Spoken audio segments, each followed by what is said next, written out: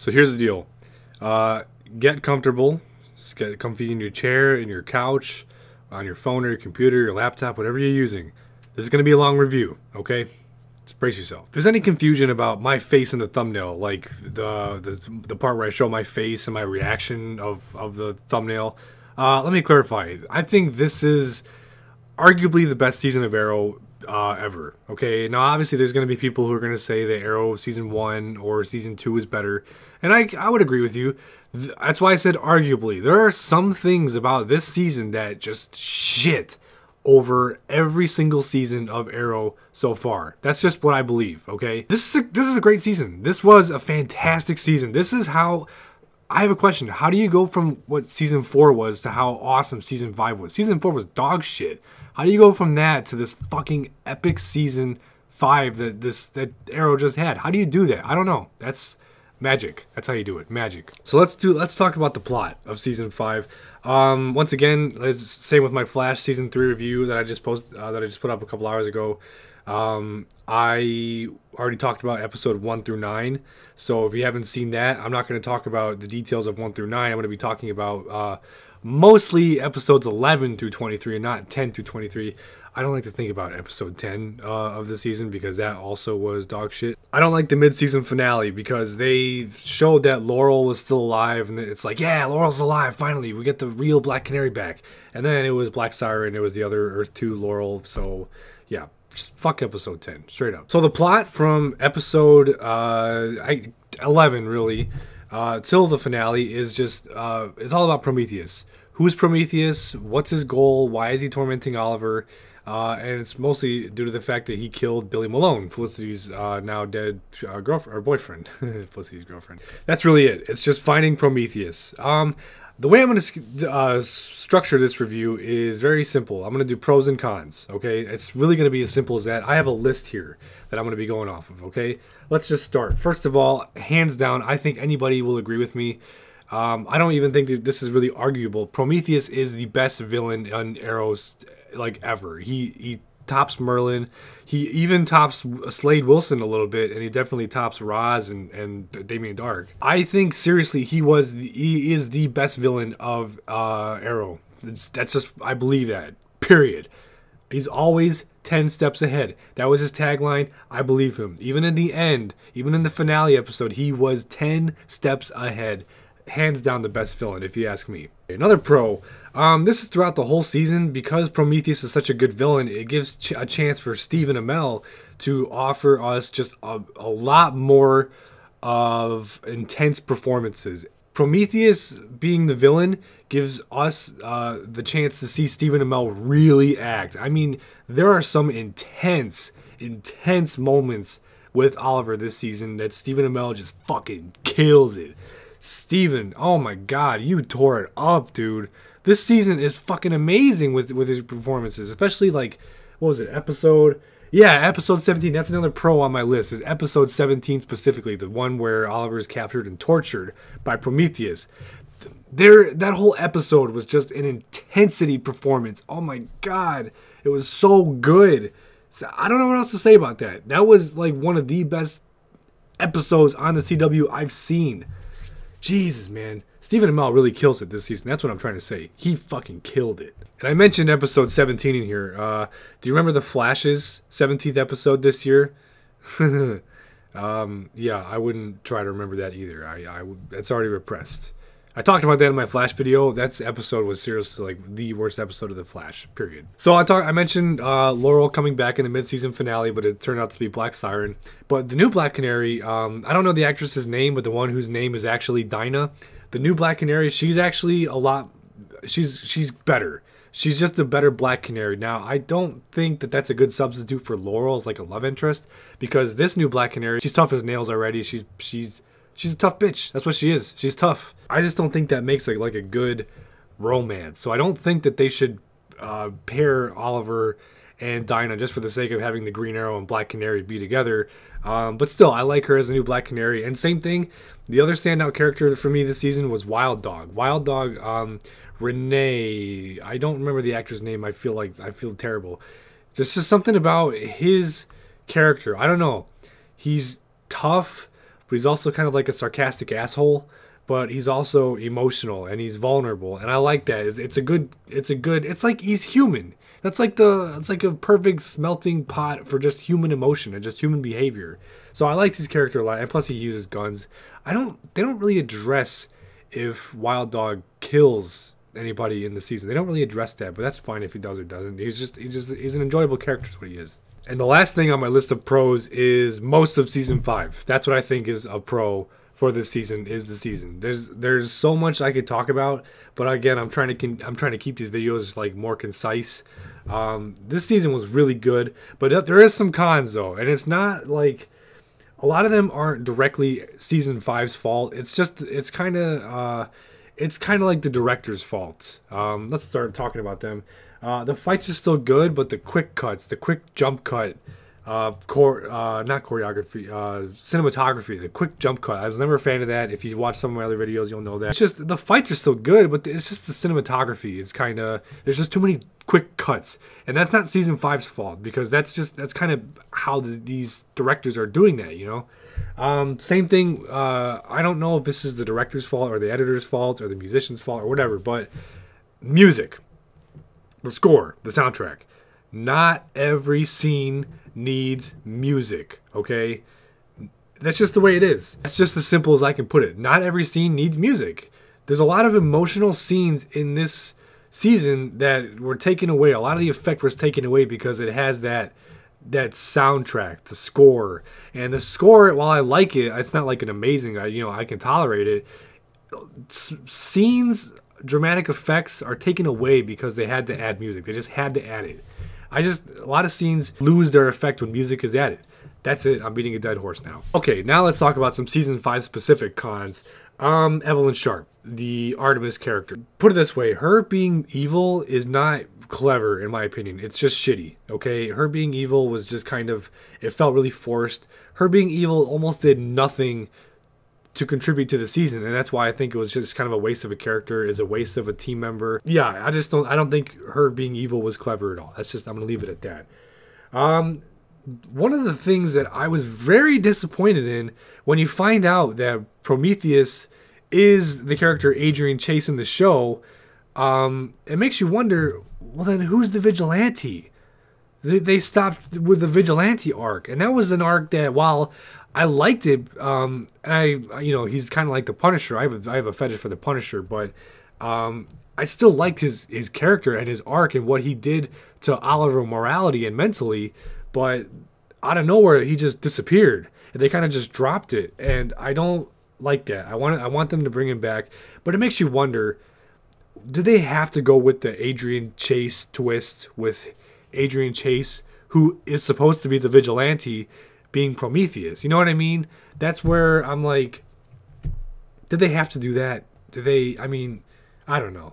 So it's still up in the air if Vigilante's even alive, first of all. And second of all, who is he? I wanted to know these things, but they just kind of cut it. They just chopped it away, and I wasn't satisfied with the Vigilante ending. But with how awesome the rest of the season was, even without the Vigilante, I feel like he would have crowded it up. But they should have ended it a little bit better instead of just having such a major-ish, minor, mostly character. Man, come on. And then the flashbacks. I stopped liking the flashbacks after season 3. I really stopped liking them after season 4. But season 5, they were better mostly because they got Dolph Lundgren, and he's just fucking awesome.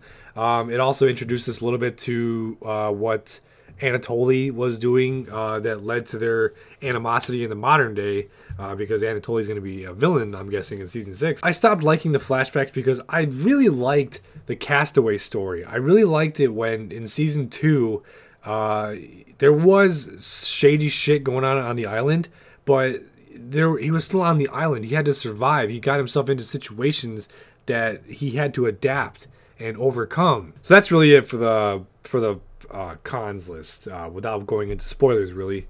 But overall, I want to say I gave Arrow season 1 a 9, and I want to say I gave season 2 a 9.5. I am going to put this up there as a 9.5. Season 5. This was such a good comeback. This, way to be the comeback kid, Arrow. Seriously, this season was fucking phenomenal. Minus, the things that make the show get stale after a while, because it's been on for 5 seasons. You kind of get used to like the camera angles and some of the dialogue and how there's tropes with the dialogue, the music, all the things that I mentioned, right? Those aren't like season breaking stuff. It's not like I'm not going to stop watching the show because they added music to a scene that didn't deserve it, you know? But season 5 was seriously fucking amazing. This was like, what a comeback. Nice fucking job. Whoever did the writing for season 5, props to you. Seriously, good shit. Let's talk spoilers, slash the finale. Let's start off here. I'm going to go on my list. We're going to mostly talk about the finale here. What a finale that was. Wow. That was, I think, seriously the best finale on a CW show ever. That was epic. It was on a grand scale, like a lot of actually most, I think all of them have been, except it finally wasn't in the city, which is nice. I like that change of pace where it was something grand, but it was on Lian Yu instead of Star City. That was seriously, I think, the best finale on the CW verse, period. I think a lot of people will agree with me there. Let's keep talking about it. Slade Wilson's back. Manu Bennett is back. He was back in season 4 with, or no, was it this season? I forgot. Might have been season 5 actually, where yeah, it was on the Invaders, the ship, the spaceship on the big 4-night crossover. That didn't count though. Let's face reality. That doesn't count. So Slade's back, and he's his Mirakuru craziness is kind of wearing off. So he's not really an enemy of Oliver's anymore. He's kind of one of the big themes of the finale was kind of forgiving yourself for somebody else's sins. So Slade is good. I like that. I like that arc. He's an anti-hero, I guess, if you want to call him that now. Point is, though, in episode 22, William is captured, and that's what leads into the finale episode, and that's why we're on Lian Yu, not only to rescue your friends, but for Oliver to rescue his son. So William is captured, and that gives Prometheus major leverage on Oliver. Again, 10 steps ahead. Prometheus, God, what a good villain, man. That leads me into, there's just a couple things I wanted to mention, like Nyssa versus Talia. I forgot to mention Talia in general.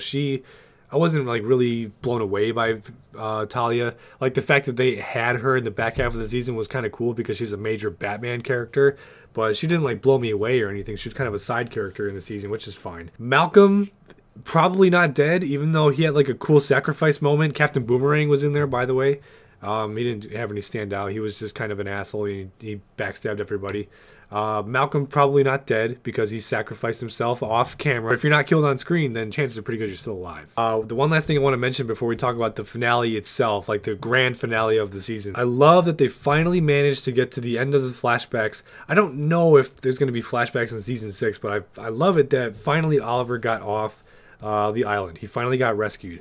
The only thing, like I said earlier, I didn't like the flashbacks too much because I really wanted him, at least the very least that they could have done was just have him like actually keep growing his hair out and his beard out instead of giving him like a fucking wig and fake facial hair, you know. I didn't like that part. I wish like over the seasons they kept giving him like longer and longer hair and longer beard, but I don't know. I just didn't like that part. But the point is, at the very end, finally he gets rescued, just like we saw. The very first thing that we saw in Arrow Season 1, Episode 1, we saw him get on the boat rescued by the Chinese fishermen.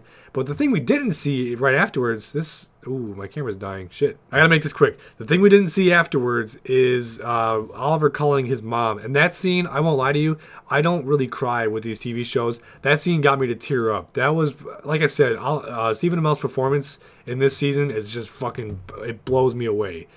Same thing with Susanna Thompson. I'm glad to see her back finally.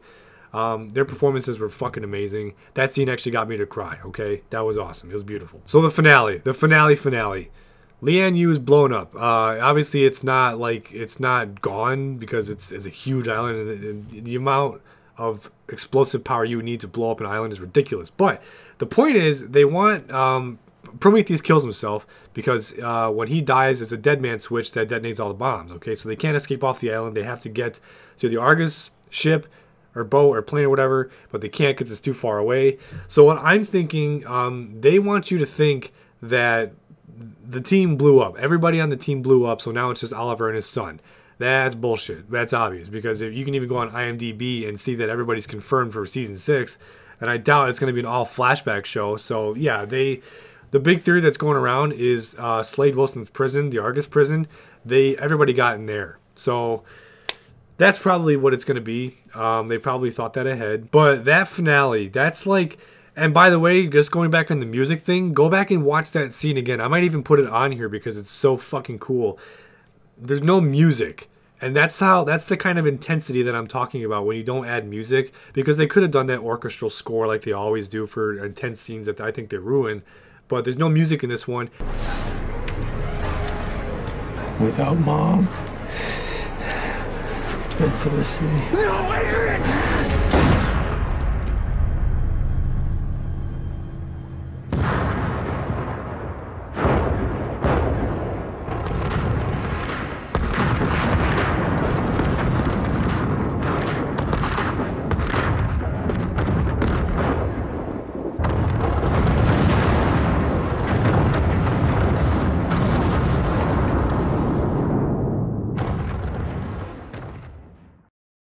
That is how you do a shot right there. You show up the island being blown up, all of his friends possibly being killed in explosions. There's no hope for him. There's just no music. It's just intense, and you feel every ounce of it. And that finale, aside from the music now, was the best finale I have seen, hands down. It really is.